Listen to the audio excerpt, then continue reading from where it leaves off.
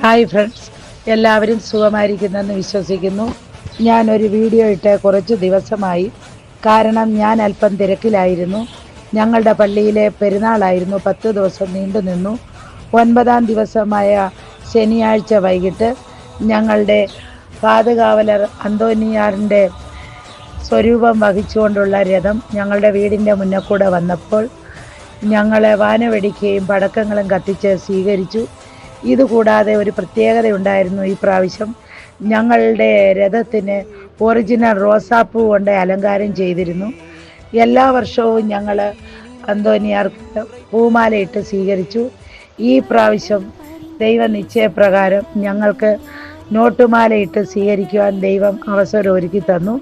എൻ്റെ മോനും മോളും മരുമോനുമെല്ലാം ഇതിന് എൻ്റെ കൂടെ സഹകരിക്കുകയും ചെയ്തു. റാസയ്ക്ക് വന്ന എല്ലാ അംഗങ്ങൾക്കും ഞങ്ങളൊരു ചെറിയ ടിഫിനും ലെമൺ ടീയും കൊടുത്ത് സ്വീകരിച്ചു.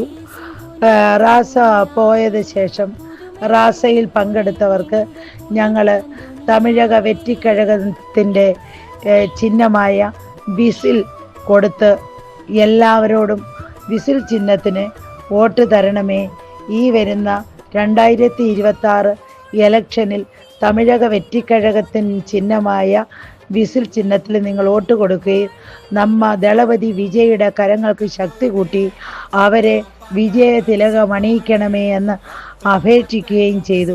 നിങ്ങൾ ഓരോരുത്തരും വിജയിയുടെ ചിഹ്നമായ ദളപതിയുടെ ചിഹ്നമായ വിസിൽ ചിഹ്നത്തിന് വോട്ട് കൊടുക്കണമേ എന്ന് അഭ്യർത്ഥിക്കുക.